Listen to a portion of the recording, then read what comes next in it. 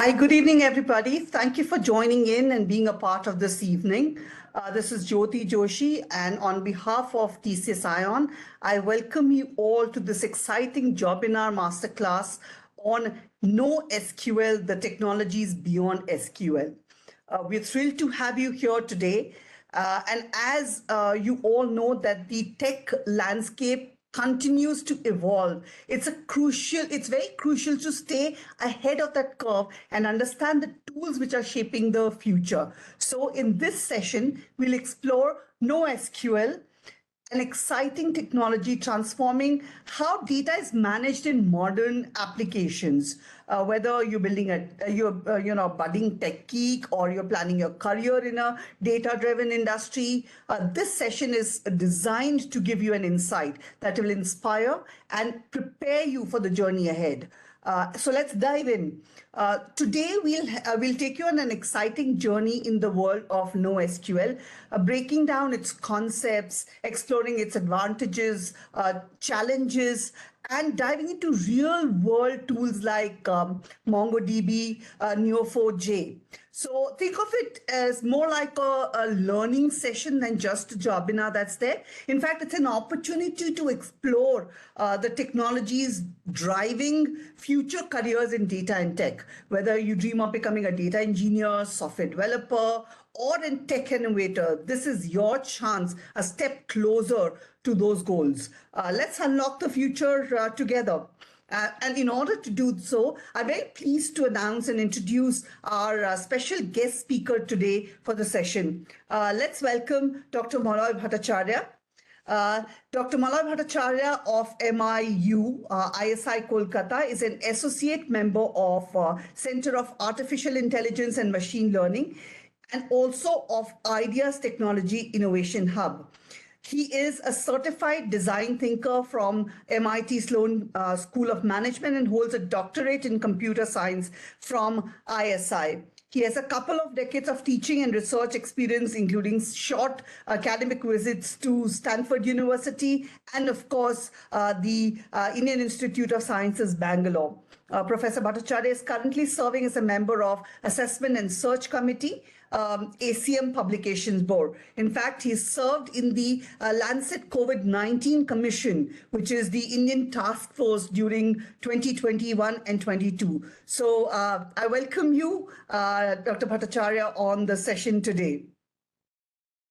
It's my privilege to be here. So let's kick off today's masterclass, and I once again invite Dr. Malloy Bhattacharya to take the lead, and over to you, sir, to take us through the session. Thank you, Jyoti. Okay, so the plan for today is like I'm going to talk about NoSQL, and this is not like a single software or a single technology. It's like a paradigm shift which is happening for the last couple of decades in this area of database management systems. So I'm basically breaking this lecture into 3 different modules. The first part will be talking about the basic concepts which are involved in this terminology in NoSQL. Then I'm going to slightly talk about what are the major advantages and the challenges that we have in this new technology of NoSQL. And I'm actually going to give you a little flavor of 2 different technologies, which are MongoDB and Neo4j, as a part of the 3rd module. So to be honest, before I start the lecture, it's not practically possible to cover an entire software within a lecture of 1 hour or so. So that is why I'm not going to open the software and show you examples. Rather, I'm going to give you the concepts, because there are a number of companies who have came up with their own NoSQL technologies. So if you learn only one of them, you will not be able to cope up with the entire market, because nobody knows what particular product is going to rule in the next couple of years. So it's like knowing the concept, and then if you are interested into any one of these technologies, you can pick up quickly based on that if the foundation is clear. Okay, coming now back to the main reason why we are having this lecture, to understand we have something beyond the SQL as a technology. Because a major problem that we might have seen with relational databases, because I'm assuming that you have this at least prerequisite that you have somehow came across relational databases that works on relations, or in an informal terminology, they are simply tables. So we have seen that we actually need a number of tables to represent a database management system if we are entirely depending upon relational databases, which have started long back. And for the last 40 years or so, this is still ruling the market. This has become one of the robust technologies, but still the major problem that has started evolving when the World Wide Web became popular, that we got enormous amount of data through the web, where the data is not necessarily structured, the data is not predictable, and the data is not like a table or maybe a collection of tables. Rather, we have something beyond the scope of looking at it a table. I generally use a very casual term to refer to a table as a box. So the data is not to be fitted within a box, because the problem with the box is that if we are really trying to expand something into that box, the box has to be expanded both horizontally and vertically. That's the problem. Let's say you are given with the names of 100 students. We have 10 characteristics that are noted in my table, and I want to add the 101st student in my database. The problem is that if for that student, I have only available details for 5 of the 10 features, I have to keep those rest of the 5 cells empty. We might keep it as empty, but it's not actually required to keep those empty cells. So as soon as we add one row, we need all the columns to be present there. And similarly, if we add one column to that, we actually need to have all the rows to be present there. Because if we add one new characteristics in my table, and I'm going to get details for all the students, I need the details for all the students. So it's like assuming everything within a box, but the area of database management system is not like bounding yourself within a box. Rather, we have flexibilities to be allowed as soon as we have came across this kind of data that is not always feasible to be fitted into a table. And that is basically like a starting point to think about what can be beyond the relational databases. Now, to talk about the major idea of coming with a solution as a replacement of thinking about relational databases, people have started focusing on different kind of requirements. But the major requirement that stood out within all these requirements is like, we need to have the entire database to be distributed. We cannot have this entire thing as a table. And I'm not thinking about just as a table or a table broken up into tables. Rather, I can have different kind of structures available, and they are to be scattered around different corners of the world, and they can have any kind of flexible forms. So the three major kind of ideas that had a focus to develop this kind of solution is like looking into the consistency of the database. We cannot lose the consistency. We can play with the data, but the consistency should be there. Availability is again a major concern. Think about buying something on an e-commerce platform where you are trying to look at the products and it is taking time to show you the products. You know that the requirement of accessing the databases is not at the same scale over the entire year. You might have something as a big billion day sale or maybe an Independence Day sale where the number of database accesses grow enormously for a particular period of time. So you have to make the data available to that scale of people for providing solution as an alternative to relational databases. And partition tolerance. If you break the data into any number of parts, still it should be able to tolerate that. It should be able to flexibly deal with that. And we actually have a solution to this as a new kind of technological paradigm with the name of NoSQL. And some example softwares that comes under NoSQL is like MongoDB, Neo4j, which you might have seen as one of the popular terms in recent years. Now let's understand what is the actual meaning of NoSQL, because people have some informal idea of NoSQL as maybe a collection of 4 or 5 software. It's not like that. NoSQL is completely a collection of concepts. I would not say that this 5 software or maybe this 10 software is termed as NoSQL. NoSQL is like a movement that has started for different companies who were basically looking for alternative solutions of relational databases.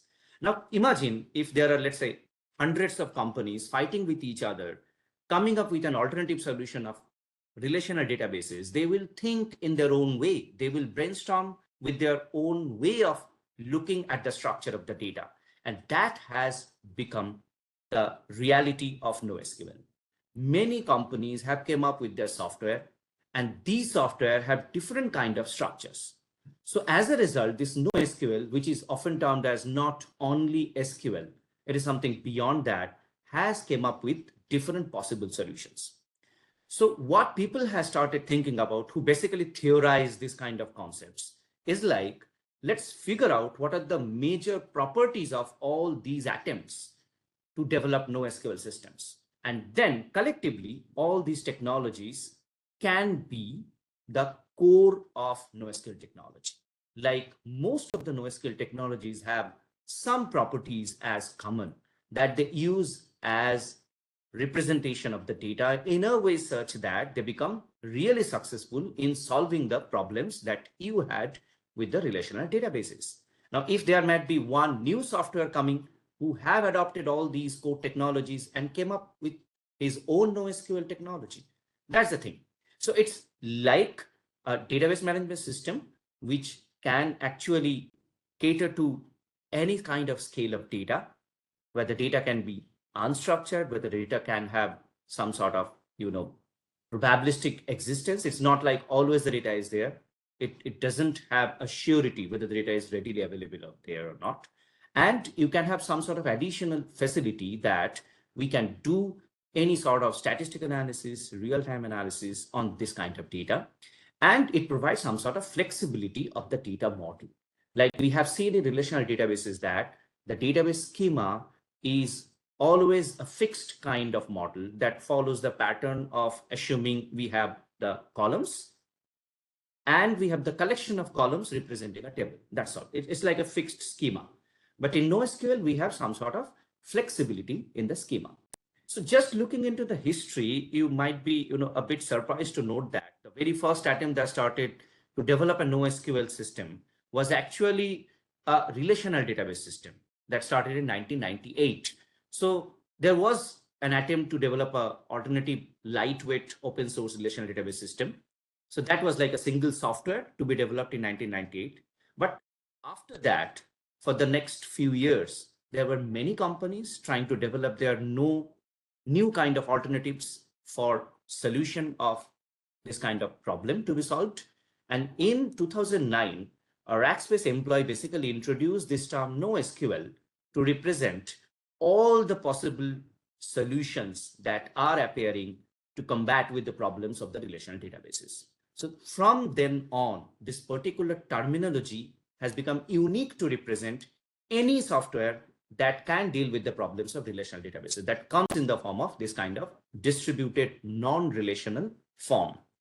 Just to make you aware that some sort of unstructured query language development has also started since 2011. It's not very much successful as on date, but people are thinking about making the NoSQL systems as robust as possible, because the history of relational databases will tell you that just because it is there for several decades, there are a lot of robust theories and robust technologies that has been evolved by relational databases. NoSQL is still lying on some sort of, casual representations, flexible representations.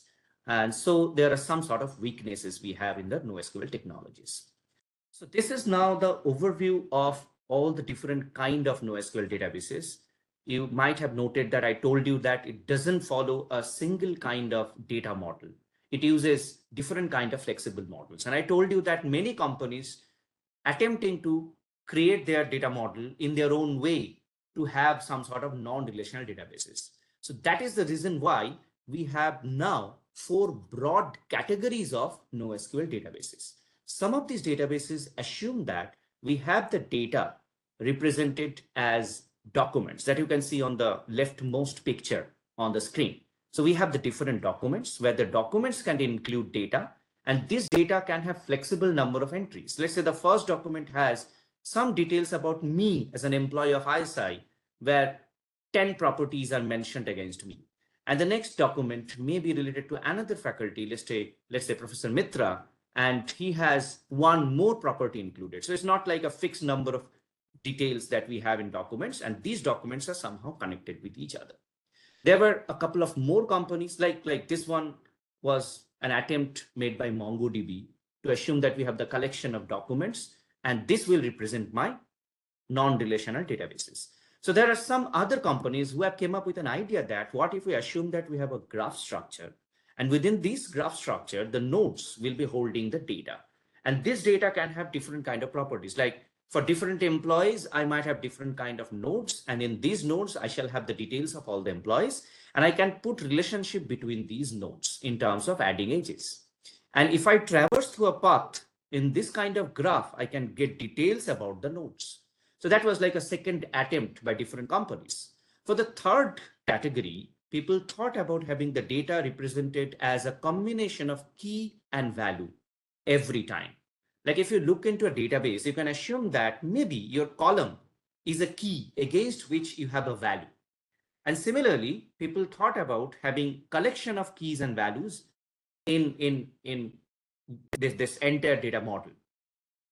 In the fourth category of NoSQL databases, we have a concept like wide column or the column family-based structure, where you can have flexible number of columns. Let's say the first row has only 4 columns and the second row has only 3 columns. So if you allow this kind of structure where the different rows have different number of columns, that becomes another kind of representation of data model. Now you imagine we have these entire set of products available as NoSQL technologies who adopt either of these 4 technologies available as the data model. Like to talk about the document-based NoSQL technologies, we have the different software like ClusterPoint, Couchbase, MarkLogic, MongoDB, and many more. They are still evolving. So there are many more companies who are developing their NoSQL solutions, which are based on the structure of the data as a document. We have the second category as a graph that includes the software like Allegro, Neo4j, OrientDB, Virtuoso, and so on. We have the key value representation of data that are adopted by companies, or the software like Dynamo or the MemCached Project Voldemort, Redis, Rayak, and this kind of companies or the products. And we have the column-based representation or the wide column representation, where let's say Accumulo, Cassandra, HBase, these are the different software.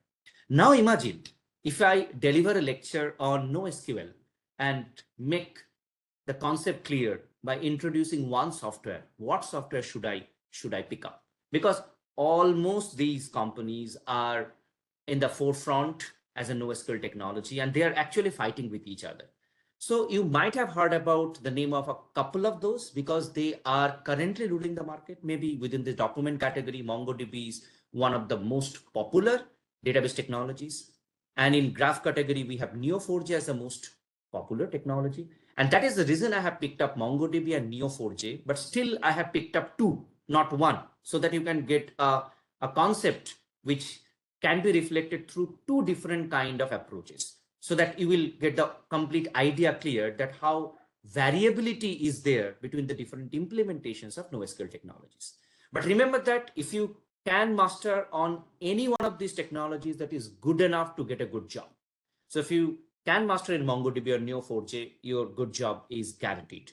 But the point is that there are so many companies fighting with each other. And so it is really important to understand the core technologies that are used by some of these companies. And you will be, really fascinated to know that there are some new technologies that are coming up, or the new companies who are coming up with products which are trying to mix up 2 different kind of data models, like maybe putting document-based data and graph data together to have their new database technology. So this kind of, competitions are happening in the market. But yeah, there are different kind of companies who are having their NoSQL technologies available in the market, but they adopt different kind of data models. That's the main point. So just to give you a flavor of 1 or 2 core approaches with which this kind of flexibilities can be adopted, let me show you one example. Let's say you are given with 2 tables. Let's say this table in which I have the ID for a particular person. I have the first name of the person as Frank and the last name as Basil and the zip ID as 2. And in the other table, this zip ID, who is like a connector, because looking at the zip ID, I can tell that, okay, maybe this zip ID is same as this zip ID, and I can get extended details for this particular person, as the city is MV, the state is California, and the zip ID is particularly this one. So this is the full zip. It's like a PIN number, and this is the ID, uniquely identifying an ID. So now see, if I have this kind of detail in a table, the problem is that for Frank Wessel, I might have these details available, but for some other persons, I might not have the details available. For example, look at the zip ID 1. I have the details about the city, state, and zip, but still there is no person who has this zip ID 1. So see, I'm actually requiring two different tables to accommodate this data, because some people might have a portion of this data coming from first table, some people might have details coming from the second table. But look into this new kind of approach of representing data in a JSON format, where every data is represented as a combination of key and value. Like I have this ID as 1, first name as Frank, last name as Wessel. You see, these three are coming from the first table, but I'm also getting extended details from the second table, that my zip is this one, my city is this one, my state is this one. Now this document has these 6 entries as the key value combination, representing the details about Frank Wessel. Now for another person, I might have the details available only in table 1, but the city and the state details are not available for that person. I can have only 3 or 4 entries in a different document for a different person. So this JSON format allows you to conceptually picking up one column from a table, let's say, and one cell value, and then take a combination of these two. So if the number of people have different kind of number of characteristics available, you can have different sizes of data in the document. So one document might have 5 entries, the other document might have 7 entries. So this is the approach of allowing flexibility of the data. So JSON format has been extensively used by most of the technologies. Although I told you that there are 4 major kind of data models, but the core representation of the data can be JSON. Like JSON format is adopted in many of the NoSQL technologies, so that flexibility can be allowed for different kind of entries in the database. The other interesting technology, like I was talking about the partition tolerance, the distributed nature of the data. The data can be broken into parts, and the data should be readily available in different servers. Let's say I'm talking about a big e-commerce company and the database of that company. So just imagine that the data is broken into parts, and I have a part of the data available in my Kolkata server of that company. Now, if I'm updating the data in the Kolkata server, that has to be somehow reflected on the other servers also. So a new kind of technology that is adopted by NoSQL system is like, it allows the update on one server, and it doesn't take care of the other servers promptly, because at a later time, it basically compare what is the changes that has happened between different servers, and accordingly it make the further changes. So this is known as a concept of versioning of the databases. If you're if you are aware of programming on a GitHub platform, you might have noted that what is the advantage of versioning your code. If your code has different versions, if you want to go back to an earlier version, if there is a system crash, you can somehow fetch the data from an earlier version. And that's a very common problem for most of the laptops or desktops. In some cases, our machine crashes, and we basically get our system retrieved from an earlier date where the earlier settings were good enough. So it uses the concepts of timestamps or maybe multi-version storage internally, so that every version of the data is present, and as and when required, it can take care of the updates. So this is like 2 example technologies, JSON format and multi-versioning of the database, which are extensively adopted by NoSQL technologies. There are many more, because I told you that different companies have come up with their own solutions. So some technologies are very much core to one particular company, which might not be available with the other companies. But our major concern is to understand how to save the data, how to represent relationship between the data, and how to do querying on the data so that we can fetch results from the data. That I'm going to show you examples with MongoDB and Neo4j pretty soon. So with that, I finish the first part of my lecture and hand over the baton to Jyoti. Wow, that's very interesting. I think that's a great start. In fact, we have quite many questions that are coming up across. But before I reach out to the questions, I want to speak to the audience 1 minute and tell them that the recording for this session will be available on TCS iON website in few days. So keep an eye on that for everyone who's asking, can I get the document or can I get the recording? So just wanted to keep you updated about that. Coming to the questions, I have Saptarishi Majumdar who's asking, with this entire thing, will it have a negative effect on data integrity? I'm soon to talk about the advantages and disadvantages of NoSQL systems, where you will get an idea about the referential integrity issue. We'll hold on to that. Hold on to that. Saptarishi, hold on to it and we'll answer your question in the next module. We have Hashim Awad who's asking, basically he's asking, is in-memory database a kind of NoSQL? Not exactly. In-memory database is all about keeping the data within the the memory that is available there. Now it's up to you whether you will follow a relational form or a non-relational form of the database. That's all. Okay, great. Another question from Muhammad Aman who's asking, is MongoDB data stored in JSON format? Yeah, exactly. All right. Okay.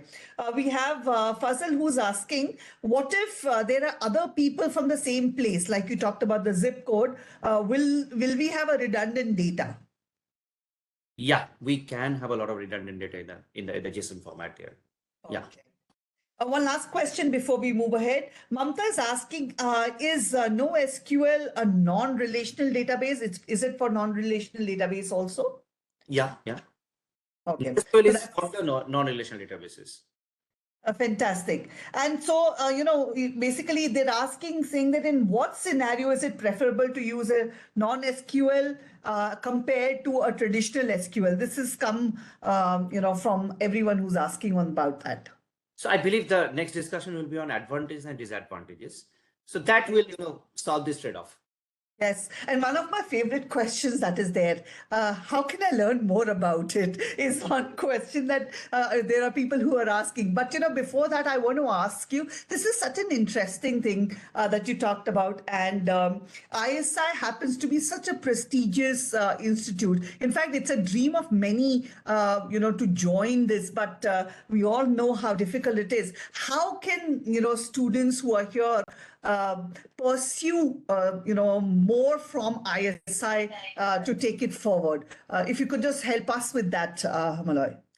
Yeah, if you are really talking about the regular courses that happens in ISI, we have a fixed date for the examination. You have to appear for an All India examination. It's an entrance test that happens in the second Sunday of May. Note that it's the second Sunday of May. So you have to appear for the examination. We have different levels of courses. At the undergraduate level, we have a B-Stat program. That is one of the most prestigious programs here. And we have a B-Math program also. And currently we have introduced a BSDS program, which is a Bachelor of Statistical Data Science program. That is actually happening across the different centers. Like we have 25 students attending from Kolkata, attending from Bangalore, attending from Delhi. And some people are joining the classes in person. Some people are online. If the faculty is from Kolkata people can see the faculties. The rest of the people are joining online. From the Delhi people are joining in person. The rest of the are joining online. So these are the basic undergraduate programs we have. We have a lot of master's programs.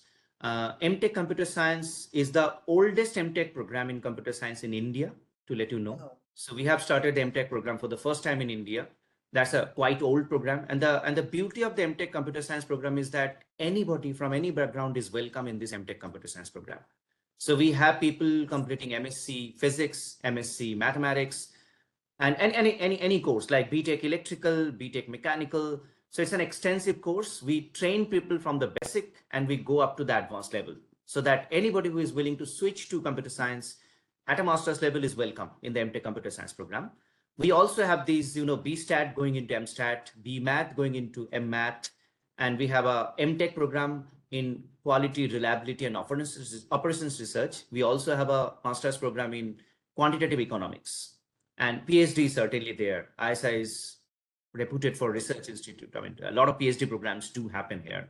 And ISI is known by the name of statistics, but remember that we have every department here. You cannot even imagine having a department like anthropology, linguistic unit, everything is there. The concept is like, if you can apply statistics to something, you have a department here. And we have the first full-scale dinosaur found in India, set up in ISI, in our museum, because it was thought that ISI can also study dinosaur with statistics. All right. That sounds very interesting. At the same time, it sounds a little difficult for everyone to get in, because I know there are very few who can get in. And like you talked about, people pursuing bachelor's or master's. In fact, for the audience here, you don't lose heart if you're already pursuing your undergrad or master somewhere else. You can use some of the prestigious courses that have been brought in collaboration with ISI through TCS iON as an alternate route to get connected or get certified by this esteemed organization. In fact, I just wanted to quickly take you. So the discussion that I'm going to have now is about the advantages that we have in NoSQL and the challenges. So remember one simple thing.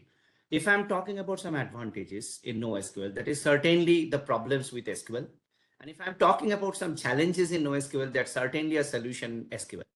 So obviously there is a trade-off between these two, and we have to understand what are the advantages of each of these technologies. So accordingly, we can make a decision what technology should be a solution for my case.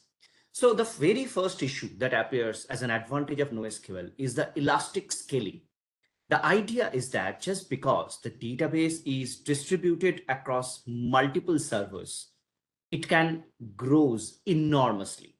Think about being in a SQL environment where we are working on a relational database. So I am actually procuring a number of servers, and in these servers, the entire set of tables are stored in some form. Now, unlike this kind of scenario where we have enormous amount of tables in a limited number of servers, what happens in a NoSQL system is that these companies basically procure a lot of low-cost servers, and your data is there in the low-cost servers. Now you might get shocked that your data is now distributed within enormous number of low-cost servers. Then what is the the guarantee that if there is a system crash, it will be recovered properly? So remember that your data is replicated into multiple servers. So your data comes in, let's say, 2 servers or 3 servers together, so that if there is a problem with one of the servers, it can be taken up into another server. And that is handled by the company who is providing you the NoSQL facility. So you can distribute the data across any number of servers in this way. And that is the reason it can actually handle big data. Now remember that if you think about buying a system which can cater to, let's say, 100 terabyte of the data, you might not have that requirement of 100 terabyte of the data across the entire year. Now you might be, holding a database for procuring things, and you might have enormous amount of sales happening toward the end of the year only that requires more than 100 terabytes of the data. So remember, the problem is that if you really require 500 terabytes of the data for only a week of the year, would you really buy 500 terabyte of storage to store that data? Because that is not going to be entirely used over the entire year. So what if you basically depend upon this kind of environments where as and needed, the requirement can grow and the assignment to the servers can grow. So if you're really requiring 100 terabyte of the data for the rest of the year, you can actually get access to that limited number of servers. And if your demand grows, it can be spread across many more servers. The third issue might be shocking to you. There is no database administrator. Everything is automatic. And just because everything is automatic, everything is so fast. I told you that availability is a major concern. If you really include a database administrator to have some sort of supervision over whatever is happening in the database, it will take a lot of time. And if we do not have this kind of intervention happening, if everything is automatic, we can do the repairing automatically, we can check for consistency automatically, we can distribute the data automatically. You might be, a bit shocked to know that there are not database administrators, but still everything is quite well organized because there are good algorithms that can take care of this kind of technologies. So if your system is well designed, note that you don't even require a boss to monitor something. Because you might have heard about the Mumbai Dabbawala. There is no one monitoring every day whether the Mumbai Dabbawala are working properly or not. Everything is so well organized, everything happens smoothly in its own way. And that is the reason we have these NoSQL technologies adopting automated algorithms based on which if something happens, the action can be taken accordingly. It is low cost because your data is spread across the commodity servers or the low cost servers. There might be some companies who are providing low cost servers and your data is there. You have flexible data models. I have already told you that your data representation is not necessarily like a single model, like a table. It can be a tree, it can be like a graph, it can be like a flexible column table. And as per your design, you can choose the respective databases. You have a caching layer, which is a very important concern. Because of this caching layer, the important things of your database, which are most frequently used, comes to the caching layer. And you can quickly pick it up from the caching layer. And you can do real-time analysis and streaming models just because it is distributed. Now, note one major thing. When the NoSQL technologies have evolved, this kind of advantages was offered to the customers. Now, just because the companies who are providing solutions for SQL technologies are seeing that NoSQL is gaining advantage because of this kind of flexibilities, the companies who are solution providers for SQL systems are also including these properties in their own technology. Like, for example, caching layer has been introduced in relational databases also. Oracle now provides a caching layer as a part of their relational databases. But it all started with a NoSQL system initially. Now coming to the other half of the story, talking about the challenges. So someone was asking about the integrity. Integrity is certainly an issue. Referential integrity is not there. Normalization is not there. So you might have heard about the first normal form, second normal form, third normal form. This kind of normalization properties cannot be maintained easily for NoSQL systems just because the data is distributed and it has a flexible structure. And remember that having no normalization or maybe no higher normalization is not actually a problem. Normalization basically talks about the redundancy that you have in the data, and we don't have a problem to make the data redundant because we want to keep multiple copies of the data. We want to provide the data readily to the customers. We don't want to make it robust. We want to make it rather flexible and quickly available to the customer in their need. Now, just because it is not robust, if any problem happens, we have a replicated version of the same in another server. So we can pick up the data from that replicated version. This advantage is there. ACID properties. You might have heard about the properties like atomicity, consistency, integrity, and durability. These four major properties that makes data really robust within a relational database environment. ACID properties were not attempted initially in the NoSQL. So it is like a challenge maintaining the ACID properties. But with time, the companies who are providing solutions to NoSQL technologies also trying to cope up with ACID properties.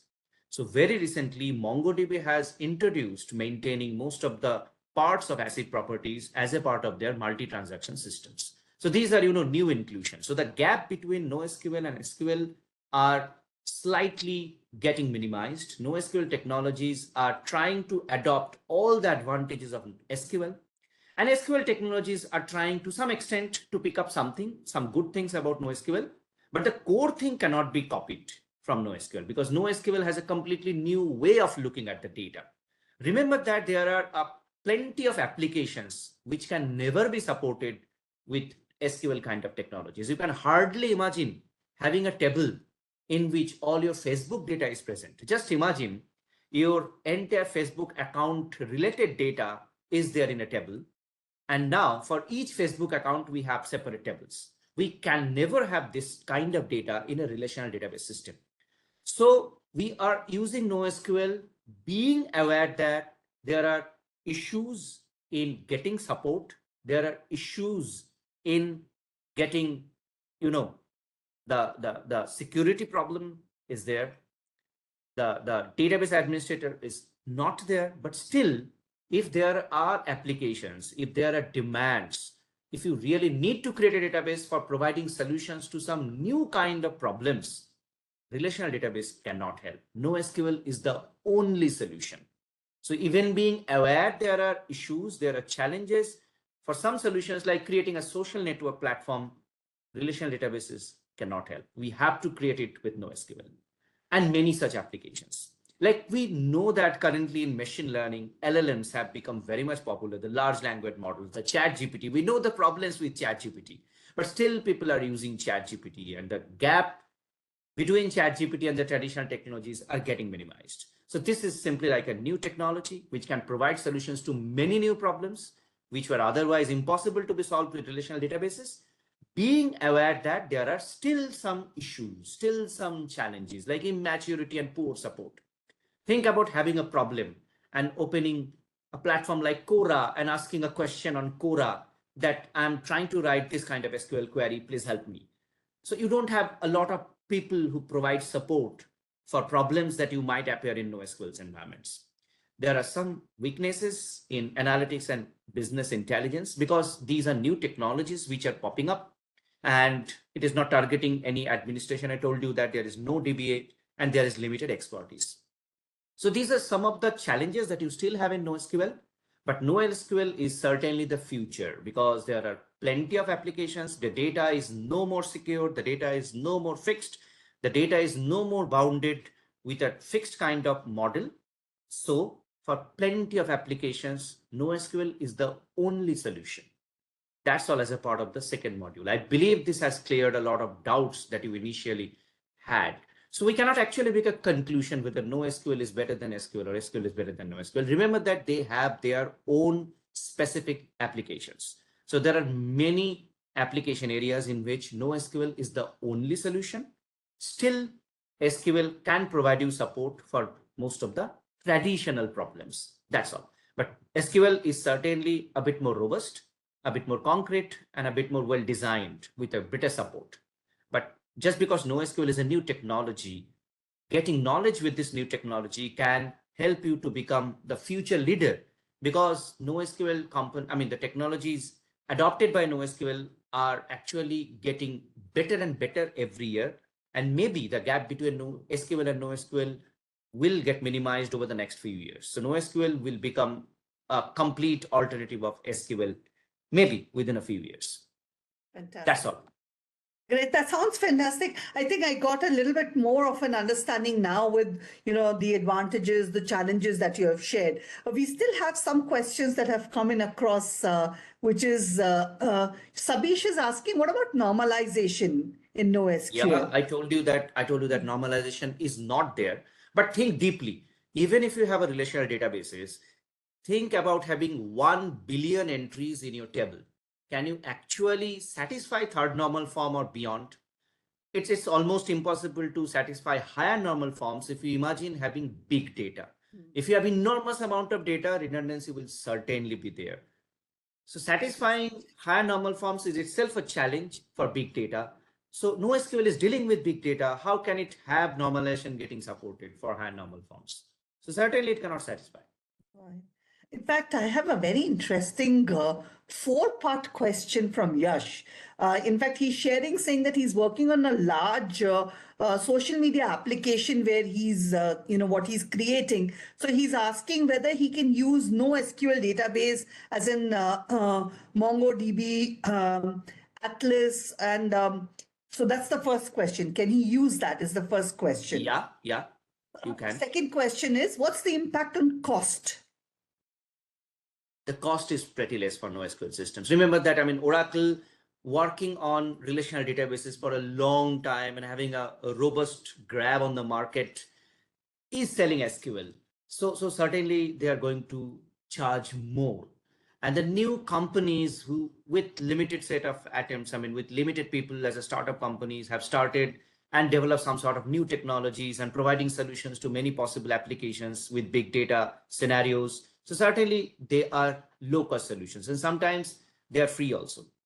Oh, fantastic. That was the next thing, which is that he's asking in terms of time, what is the complexity or the speed in retrieving the data? This is faster. This is faster because I told you that availability is a major concern in NoSQL systems. Like CAP theorem, I told you this consistency, availability, and partition tolerance. These are the major criteria to be satisfied for any NoSQL systems. Just because we are dealing with big data, it has to be fast. That's the primary goal here. Someone was asking about acid property. I mentioned that acid property, I mean, if I talk about in general, the NoSQL technologies, acid property is not getting satisfied, but some of the companies are attempting to satisfy most of the acid properties nowadays. Like MongoDB now have some sort of solutions in terms of satisfying acid properties. So the last part of this question, long question, which he has been asking, what about security? The last thing he's asking, he's worried about data security. Security is a bit less in comparison with SQL. But remember that suppose you are dealing with a customer and he has an application for which you need to develop something. You cannot do it with SQL. What you will do? Will you let the customer go or you will provide a solution with NoSQL and try to make it best? So, my issue is that there are many application areas in which SQL doesn't work. If the data is flexible, if the data is unstructured, you cannot have a table, right? So NoSQL is the only solution. And you are aware that there are issues, but still you are working on it by making it better and better every day. Fantastic. So I think that is the question till now that is there. Remember, when I talk about security, security is still good, but I'm making a comment in comparison with SQL only.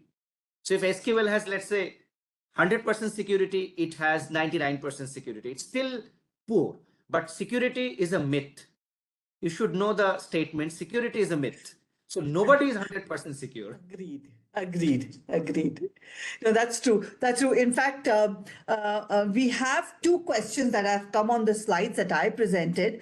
So the first question that is there is, asking about what are the free courses that we were providing. With the data engineering, the foundation of AI program, which is by along with TCS iON, we are giving 3 free courses along with that, which is on Python programming, cloud computing, as well as data science. So once you enroll for these, all the main program that is there, all these 3 programs are available for you to take it up as absolutely free of cost.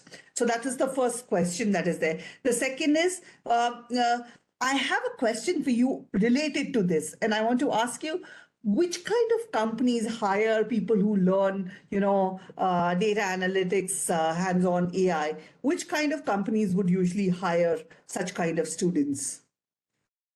Yeah, every company is trying to have their own data science team nowadays.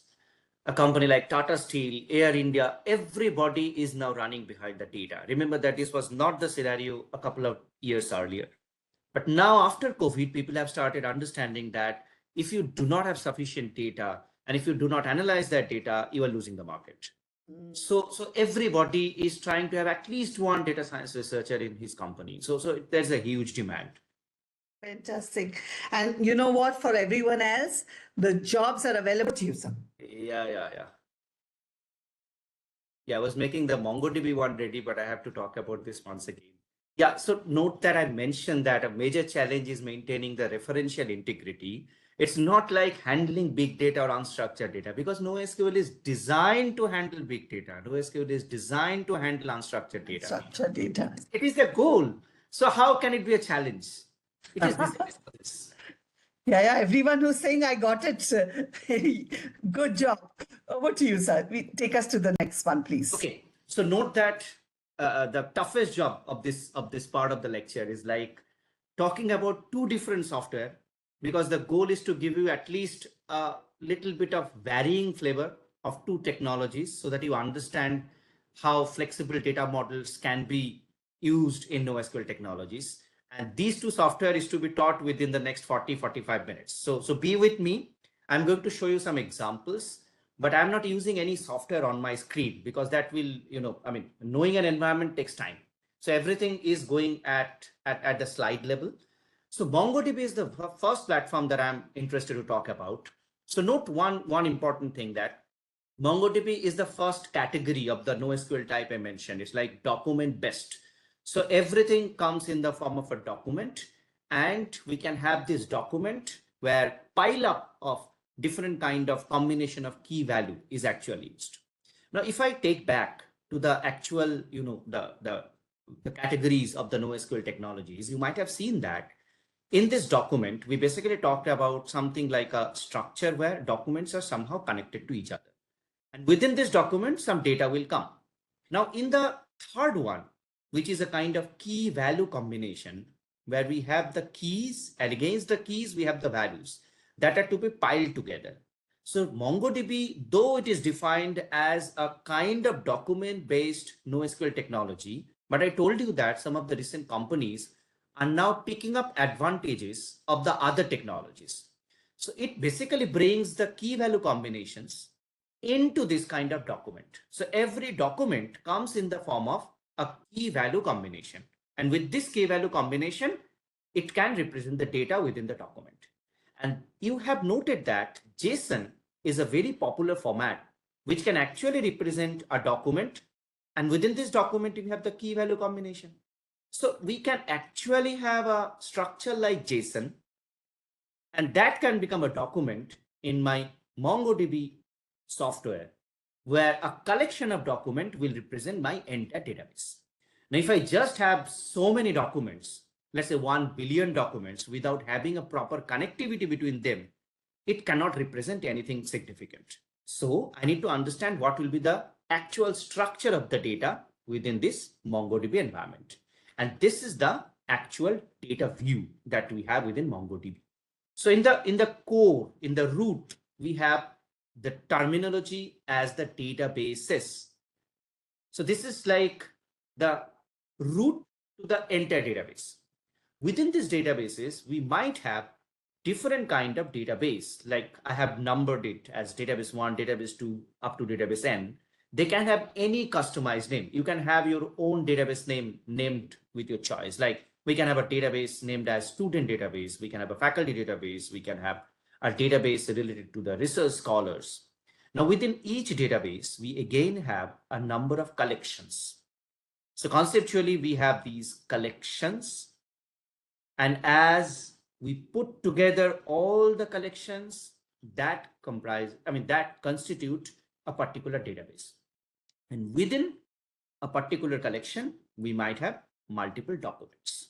You might have noted that I'm using 3 different variables, n, m, and k, because the number of documents might be different than the number of collections might be different than the number of databases. I am bringing one informal analogy here. Remember that I'm telling this is an informal analogy. In no way MongoDB is connected to a table. But just because people are now visualizing a completely new way of representing data and everything in your mind is a table, I'm bringing this informal example so that you can somehow correlate what is the connection between representing data in a table and representing data in this NoSQL format, like a document-based NoSQL system. Note that if we think we have a table, the individual rows that I have in my table is like a document. Okay. So let's say I have a student database, I have a table, and I have the first row representing the roll number 1. So for that particular student, I have a roll number, I have a name, I have the grade point averages, I have the address, and I have the other details available. They will be put together within a particular document. Now, if I have this kind of documents put together, so remember that within a document, we have one row. So one document is corresponding to one row in a table. So if we take so many documents together, that becomes all the rows taken together, and that can be thought of as a collection. So your collection becomes analogical to a table. And the rows in the table is nothing but the documents in the collection.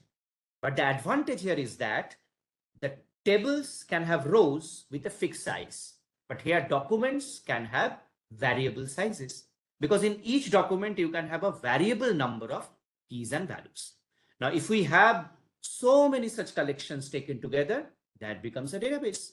Similarly, in relational databases, if we put together multiple tables, that becomes a database. So as a part of a student database, I can have multiple tables. Similarly, I can have multiple collections as a part of the database. That is actually the kind of way we represent data. And just because in document, we can have flexible number of data, that actually gives you the power of representing unstructured data. But still, there is some internal structure to be maintained. Otherwise, we cannot fetch the data. Because if we throw a query to this database, if we really want to understand that within this collection, what are the documents which has an age more than 18, that has to be a structured query. So even though the entire data model is unstructured, the query has to somehow structure the data. And this is the reason we want to make this internal structure within an unstructured format. Okay, so this is like the background details of the MongoDB. I'm not talking about these details. The slides will be available to you. You can browse that. So just a note that MongoDB was written in C++. And there are plenty of advantages that we have in MongoDB, because I told you that different companies, while implementing NoSQL technologies, have came up with their own unique solutions. So every software has some uniqueness. And in terms of that, we have this indexing. It has both primary and secondary indexing available, automatically managed. You don't need to take care of that. Replication. Look at this. If you save your data in MongoDB, it will be ultimately breaking the data into parts. So note that we are not inviting normalization, because we want the data to be broken into parts. We want it to have replication, because these replicated sets can ensure that if one of the parts get crashed, I can pick it up from the replicated part. We have load balancing, which is a very interesting application. If you have some sort of load on a particular server, it can take some data from that server and distribute automatically to the other servers. And remember that all these examples cannot be shown being on a laptop, because we actually need an environment where multiple nodes are connected together. And then we can run a MongoDB query and see that how the data is getting distributed automatically. So I believe it is clear that if I break the data into two parts, and I see that the first part, which is kept in the Kolkata server, is getting a lot of accesses. There is a huge load on that. But the data part that is there in the Delhi server is not getting a lot of accesses. I can further break the data in a different way based on the application. So these interesting things can be done. We also have the file storage, which is a very dedicated file storage. This basically uses a grid file system, which is unique to MongoDB. It has aggregation pipeline, which can actually use MapReduce function. MapReduce is a very interesting technology where you can break a problem into subproblems, and that subproblem can be solved, and you can bring them together, the solutions, and get the solution finally from the result. So it is like somehow parallelizing the process, which can be done with this kind of thing. And we also have server-side JavaScript execution, capped collection. You can fix the size of the collections, and we have ad hoc queries, which can be supported with MongoDB. Okay, so this is the outlook of the MongoDB campus environment. Compass environment. Compass environment is actually the GUI, or the graphical user interface, which is provided by MongoDB. So the advantage of this kind of environment is that you can basically click on several things and you can get the things done. Like there is a create database button that I'm showing here. If you click on this, you can create a database. And within that database, you can have your own collections and you can get data there. But in the way we do querying in the Compass environment is a bit different. The idea is that you have this kind of environment where you put a query and you click on find and you get the results out of this. So before I was talking about this kind of environment, you need to understand how the data is actually saved in MongoDB. So let me go there first, and then I can come back here to tell you how this querying is really happening on a MongoDB Compass environment. Now remember that for big companies, this was all about, startup companies who might be using MongoDB using a graphical user interface. For real big companies, if you're working there, you will be seeing that you cannot actually use a graphical user interface, and everything should be from a command line interface. You should not be playing with the database. You can only write queries on the black screen, and through that, you can actually get connected to the server. So in some cases, we basically use a Linux-based environment. So remember that the previous one was about a Windows-based environment. This is about a Linux-based environment. I'm introducing both of them because you might be working on any one of these platforms. So if you just write sudo service MongoDB start, it can get connected to the MongoDB server. And if you write Mongo, it can show you to which it is getting connected. And then if you simply write show DBS, it is going to show you all the databases which are present in the MongoDB database. If you write exit, it will greet you bye and it will come out, and then you have to stop the MongoDB service by writing sudo service MongoDB stop. This is just for your knowledge that if you're working on a Unix based environment, you need to somehow make the server up, you need to make the server down, and in between you can do anything as a part of writing queries and getting things done. But you have these Compass environment, which is a very fantastic environment whereby clicking on the buttons, you can get almost all the things done. That's all. Okay, let's now start talking about how we can represent the data. The different data types, the basic data types which are supported in MongoDB is number, string, boolean, array, object, none, and nan, and null, and so many things which are available as a part of MongoDB. It's not like the data types are very much unique. The data types are whatever available as a standard data type. But the beauty comes in the form of representing the data. So how we start working on MongoDB environment is something like, if we write use and then just name the database, that's all. It will be switching to the database. So it gets connected to the database. It's like I have shown you this particular hierarchy, right? When you enter into the database environment, you are standing here on the root. Now, if you write use and mention a particular database name, it's like from this root, you are jumping on a node. So I'm just using this analogy just to make the class casual. So you are jumping on a particular node is something like you are now connected to this database. So what I'm writing here is like I'm simply writing use a database name. I can switch to that particular database. And then if I write DB, it can actually show you that the database is the one in which you are connected. If you write show collections, you can actually see the collections. That's all. So I showed you that if you write show DBS, it will show you all the databases. Now you just write use any one of these databases, you will get connected to the database. If you write show collections, you will get connected to the collections. And now you can start talking about documents, because document is the actual thing at the lower level, which holds the data. Okay, so this is the way the data look like within a document. Remember that I am talking about one single document. And there can be many such documents in a collection. And I might have many collections within a database. So this is something like assuming we have a JSON data where everything is in the form of a key and a value. But the beauty is that we can have some sort of hierarchy in this key and value. Look at this. The first few instances are just flat key value combinations. Like I have the first name as Douglas, I have the last name as Crockford, I have the age as 64. But this one, this is interesting to note that I have the key as address, but I have the value as, again, a combination of key and value. This is a very important concept that should be clear with you, that everything should be represented as a combination of a key and a value.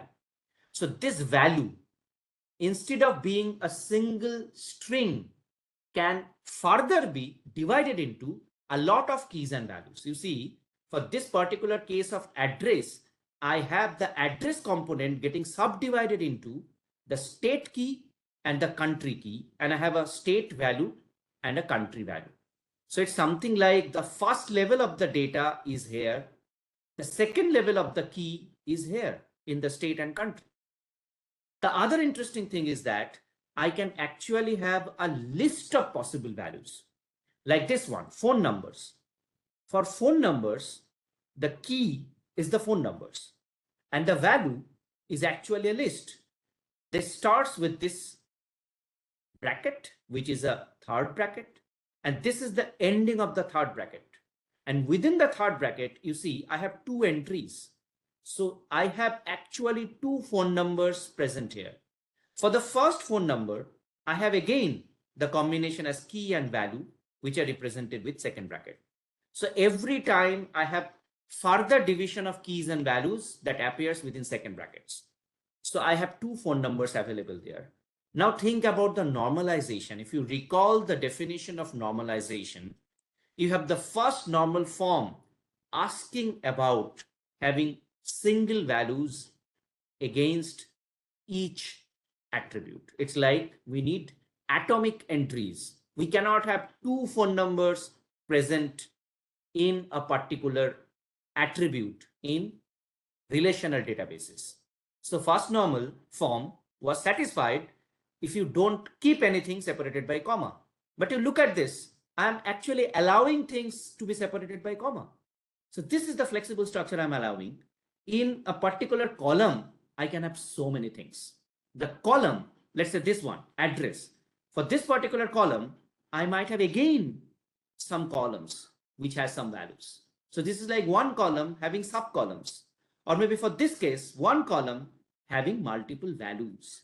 So first normal form is not even getting satisfied in this kind of NoSQL structure. Is that clear? That normalization is not the goal. The goal is actually allowing flexibility of the data. And just because we are allowing this kind of flexibility of the data, we can have this kind of structure. But the beauty of this is that even though it is flexible, even though there are combination of things present, still one core structure is always getting maintained. Every time, whatever we keep here has a key, has a value. So if we know the key of something, we can extract the value of that. And that is the way we do querying in MongoDB. So the point is that if we really want to understand what is my first phone number that has a type as internal, I can actually get the number corresponding to that because everything is well structured, although in a global view, nothing is well structured. Is that clear? Just write a yes for my benefit that the core structure is clear to you because that is the basic of the concept. If this is not clear, nothing further will be clear. Okay, so if this is clear, we don't need to have this kind of, decorated things to be present in a database. We will just write like this, db dot collection name dot insert, and then just flat code. We will have this opening bracket and we have the curly bracket, first name as Douglas, last name as Crockford, age as 64, address as this one, everything. So if you just take these entire content line by line and put it in a single line, you will get the data added to your collection. Now note that whatever I am trying to do is like I am adding this particular data to a collection. And what I'm adding here is like a document. So a document is getting added to a collection. That is similar to adding one particular row in a table. So whatever we were doing in relational databases in the form of adding one row to a table is same as adding one document to a collection. And you just put it flat. Now, if you just write show collections, it will show the name of the collections. And if you just do a querying on the collection, you can see that this value is present there.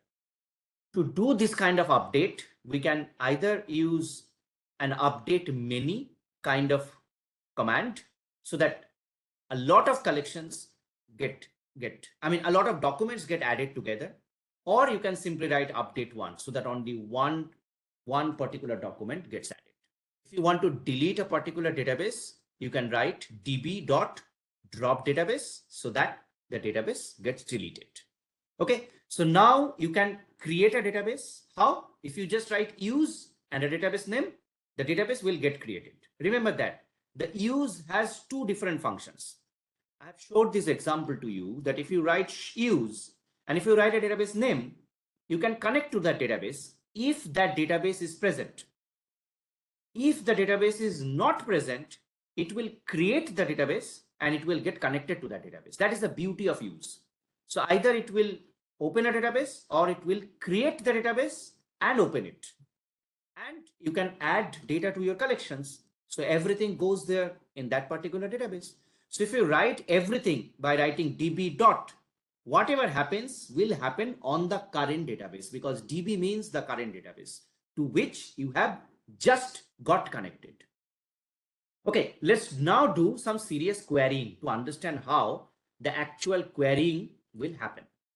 This is the core structure of doing querying in MongoDB.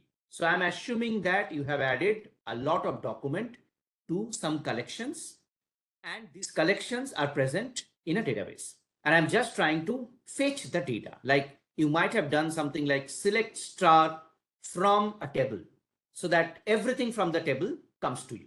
So this is done in this way. You have to write db dot. If you write db dot, whatever database to which you are currently connected to, it will be working on that. And if you write collection name, there might be a lot of collections, but if you specify a particular collection, it is going to do querying on that collection. Now it is connected to a particular collection within a database. So what is there within the collection? A lot of documents, and you want to find the documents that will satisfy your query.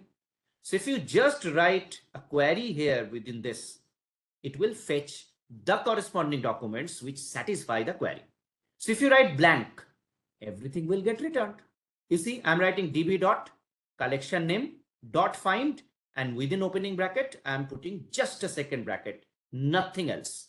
It will basically fetch all the documents which is present in your collection. It is like returning all the rows in a table. So this is synonymous to writing select star from a table. Now, remember that if you write like this, it will show everything in a single line, but the data is well structured, but it is shown on a single line. That doesn't look good.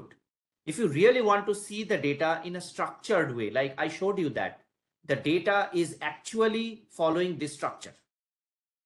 But if you write this find query, it will show everything in a single line. Because when I was inserting the data, it was also getting inserted in a single line. Like this one, I showed you that. If you write dot insert and write everything in a single line, it will get inserted. Because you cannot press enter, you cannot press tab while inserting the data. So this kind of structuring cannot be done while inserting the data. So while fetching the data also, this kind of structuring cannot be done. So if you just do this kind of simple querying, it will show everything. But if you add this simple thing, dot pretty, you see this example, db.collectionName.find, and then dot pretty, it will basically show the result in a prettier way, like in a structured way. So if you just add dot pretty, it will show the output in a structured format. In some versions of MongoDB, if you do not add the pretty, still it shows the output in a pretty way. Okay, now this was all about a trivial query, writing nothing within the query. Now let's write something serious in the query. This is the first serious query we are writing. db.collectionName.find, and this is the query we are writing. age:64. You see, the way we write the query content is also appearing in the form of a key and a value. That's all. So just because I have mentioned my key as age and value as 64, all the documents that includes the age as 64 will be shown to you. For my particular database, I had the entry of Douglas Crockford with an age of 64. I might have a lot of such entries, like I might have 1 million entries in my MongoDB collection. A lot of documents are there. So if I write this age colon 64, all the documents in which age is 64 will be returned. But this is again a kind of simple query with only one key and one value mentioned there. What if I want to have more keys? I want to have more values to be mentioned. So let's add more complexity to the query. So let's say I have this particular set of documents that I have entered in my MongoDB collection. The first one is talking about a collection of name as ISI, description as Research Institute, the year of establishment as 1931. The second one has a name as Jadavpur University, and then we have the description as university, and so on. You might have seen that there are 4 documents. Each document has a different name, different description, and a different year of establishment. And let's assume I have inserted these 4 documents in my MongoDB collection. Let's now write a more complicated query to fetch the data. Okay, so this is the first query I'm writing. Note that this is interesting because I'm writing db dot. This is mandatory because I have to mention that I am now connecting to my current database and I'm writing my query for my current database. Collection name, the collection on which I want to run this query. Find is the function that I want to run. And then what I'm writing is that within curly bracket, description is my key. And the value is not just a direct value. Remember that if I would have written the description value as Research Institute, I could have obtained the document that has a description as Research Institute. For example, if I just write description colon university, only JU will appear in the result. If you write description colon management institute, only this one IIM Cal will appear in the result. This time I'm trying to write it in a bit more complicated way. I'm writing description, but I'm not writing the value as the direct value. What I'm writing is that, again, a key and a value. I told you that earlier, a value can be again a combination of a key and value. So this is the beauty that though it is unstructured, we still have some basic structure to be followed. What is the structure? I'm using $regex that comes in the form of regular expression. So this is something like a SQL like that we use. You might have noticed that we have a like constraint, like facility that we can use to represent a regular expression pattern. And that is getting done with this kind of regex. What I'm writing is that this /institute $/, that's all. This basically tells you that the description that ends with the name institute. Why I'm telling ends with? Because I have a dollar at the end. So you see the results that I have obtained is for ISI, for IIT KGP, and for IIM Cal, because in the description of all of them, there is an institute term at the end. So it's like if the name of the description ends with institute, you return those documents. And this dollar is basically telling that this institute term should appear at the end. By default, this searching will be case sensitive. So if you have these institute starting with capital I, none of these documents will be returned because we don't have a capital I in none of these documents. But just because we have a small I and it is there in small I, so it is getting returned. What if I now want to do something as research where it is case insensitive?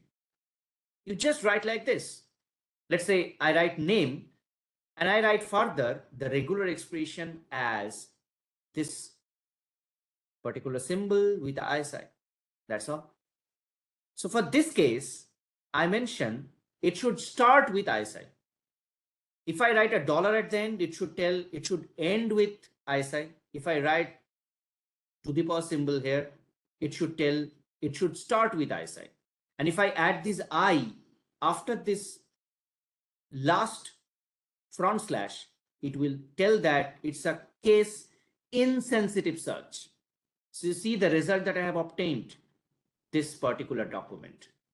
It was not having ISI in lowercase, but still it has been returned as a result. Why? Because I have added this I.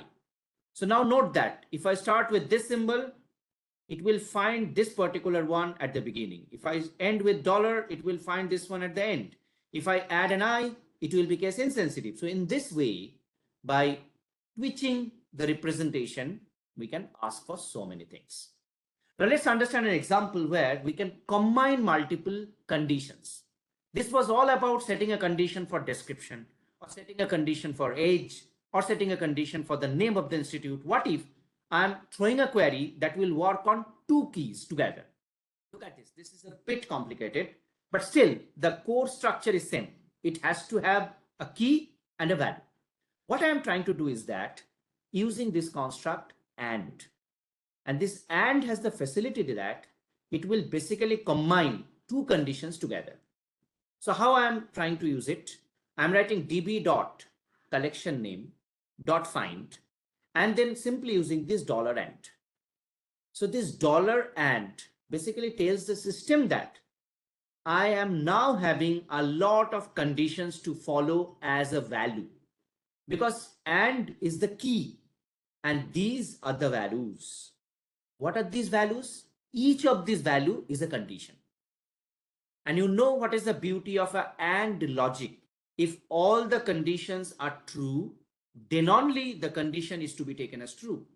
So after this and, I have this particular list where I have a list of conditions. All this list of conditions are these pieces of conditions. You see, the first condition is name should be starting with ISI in a case insensitive way. And the description is institute. That's all. It ends with institute. So look at the beauty. If you just look into this third bracket and third bracket, this entire thing is a value for and. Now if you go within this value, it is a list. It has two values separated by this comma. Look at the first value. The first value is simply this simple query that we have already seen earlier. And the second one is again a simple query. We are just adding it with an and. Similarly, this can be done with an or condition. We can do this for greater than, less than, like I can mention the year of establishment. The value of the year of establishment is not specifically mentioned. It is again mentioned that dollar greater than and then 1960. So the value is again broken into key and value, but the key here is a greater than. In this way, be it greater than, be it lookup, everything comes in the form of a key value and a value combination. Lookup is another interesting facility that we have in MongoDB that works like a natural join. We can have one such collection with a lot of documents. We can have another document collection, and then we can simply write db.orders.aggregate, where it will simply look up from one particular collection into another collection. So in this way, we also have the facility to join multiple collections and fetch data from there. So this was all about looking into the MongoDB part. Let's now look into another technology, which is completely new way of looking into NoSQL. So remember that both are NoSQL, but still they have their own data models. The next one, let's say I'm talking about Neo4j, is, I told you, a kind of graph-based model to represent the data. So what is the major core part of Neo4j is like representing everything in your environment as a property graph model. You will simply have some nodes in which you will have the data, and you will define properties between the nodes. So it basically comes in the form of two major things: the nodes, which are nothing but the entities that you have. We have seen that these entities are present in relational databases also. And this time These entities comes in the form of key value pairs. So we have a lot of key values against each node. Then we define relationship, which might be directed, undirected, or having some sort of interesting labels with this. So this database appears in this form. Well, let's say employee is one node, company is another node, city is a third node. And within employee, you see, we have this entire data present, where the data is again using the beauty of the JSON format. So it is again inspired by the JSON structure. So remember that JSON was basically introduced in JavaScript, but it has been adopted in most of the NoSQL technologies. You see, I again have name as Amy Peters, date of birth as this, employee ID as this, and I can have flexible number of such entries. For this particular node, I have 5 such key value combinations. For another node, I might have 10. And the nodes are connected as has CEO, locate a deal, and so on. So we have some sort of relationship between the nodes. So if I ask a query whether this particular employee is a CEO of this company or not, or maybe this company is located in this city or not, this can basically be done by traversing a path within this graph. That's all. So you have all the data with the nodes. We have the relationship between the nodes with labels, and these labels have additional data present. So the property graphs comes with this kind of nodes, where let's say this is the name of the node and we have different kind of key value combinations. Or we can also have labels, like you see, for this case, we have a person representing actor. We have again another person, but representing director. Both are nodes, but both are labeled with different kind of nature of data. And we have movie as another node. So we can have a labeled node. We can also have an unlabeled node. So it's something like specifying the type of the nodes. And then we put together the nodes with the form of relationship. So this is a directed relationship. We might also have relationships like this, like one node getting connected with another node, or maybe the node connected to the node itself, like this particular person knows itself. So this is something similar to, looking at the data as a knowledge graph. In many cases, we use a knowledge graph in artificial intelligence, where we keep a lot of data on the nodes and we have knowledge spread over the different kind of paths.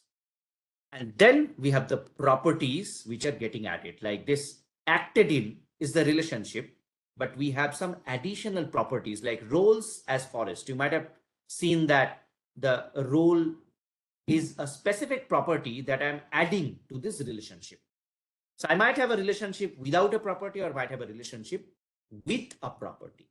So now we have the paths within the graph that we can follow to ask a simple question and get the answer out of it. So this is like a tradition that we follow to give different kind of naming convention. The node labels use a camel case, the relationship type are written in uppercase, and the property types are written in lowercase, so that we can distinguish them in the query. So this is the final slide that shows you an example query in Neo4j.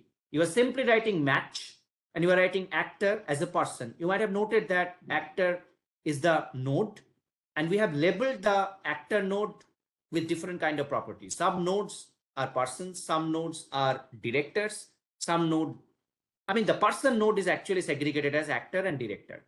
Now I'm writing the condition as where actor.born is greater than equals to 1980 and actor.born is less than 1990, and asking to return the result actor.name as a name and born as a born ordered by a particular property. So this is like a flat query. I can further use the relationship set from one node to go to another node and bring these two nodes together to fetch some results from my property graph data. So that's all from me. I believe this gives you an overview that NoSQL technologies are a set of attempts that have come up in the industry with different kind of software. So you need not to learn everything. You focus on any one of them. You master on it, you will easily get a job. If you are mastering in MongoDB, that can ensure getting a job, or maybe in Neo4j, you can get a job. And that should be on top of SQL, because it is not only SQL. I'm not asking you to forget SQL and only learn NoSQL. Be in touch with SQL, but NoSQL is our additional feather. That's all, folks. Great, great. It's like this is like a shot of black coffee. There's so much that is there packed in this one session. I'm sure there are. This is so versatile. I mean, packing up everything was really a hard thing. That's correct. That's correct. But I'm sure it has been a fantastic session for everyone. I'm sorry to everyone. This was a real burden. I do understand that. But I wanted to give this full flavor to all. Yes. No, that's very, very much needed. And that's why we call it a masterclass that's there. Many of us really look forward to, hearing you. In fact, this has been a third masterclass in the series for ISI Kolkata. So it's been fantastic. Just to get a glimpse of what this entire thing can teach you is fantastic for all of us.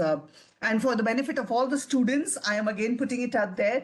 All this and more is a part of the course that is coming up in collaboration with TCS iON. It is basically going to help you build your essentials in data engineering skills. In fact, it is like Malay said, it's in high demand in today's job market. So go ahead, enroll, learn to manage, process, analyze this data which is there.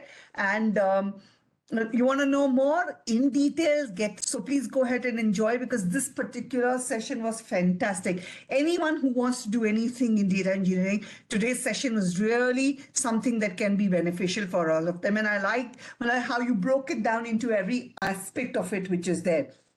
We have been, running out of time, but I have just 2-3 questions which I want to ask before we close the session today, if that's okay with you.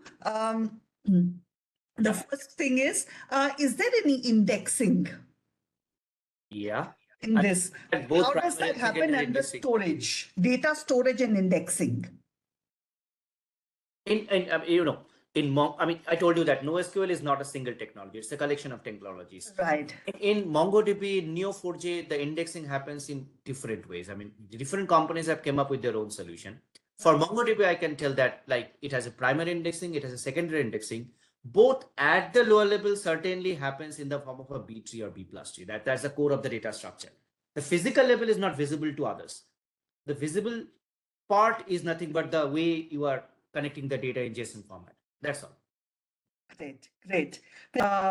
We need to close the session, but it cannot happen without thanking you, Malay. I think it was a fantastic session. Your presence today has really brought forward quite many, queries that we wanted to get solved, and you've solved all those for us. So thank you so much for joining in today and spending time with all the audience. And all the audience, thank you for joining in. It has really been quite an engaging and session from all of you. And I hope we've been able to add value to your particular need for, data engineering. Once again, you want to know more, learn more in depth, which is there. This was just an hour plus session.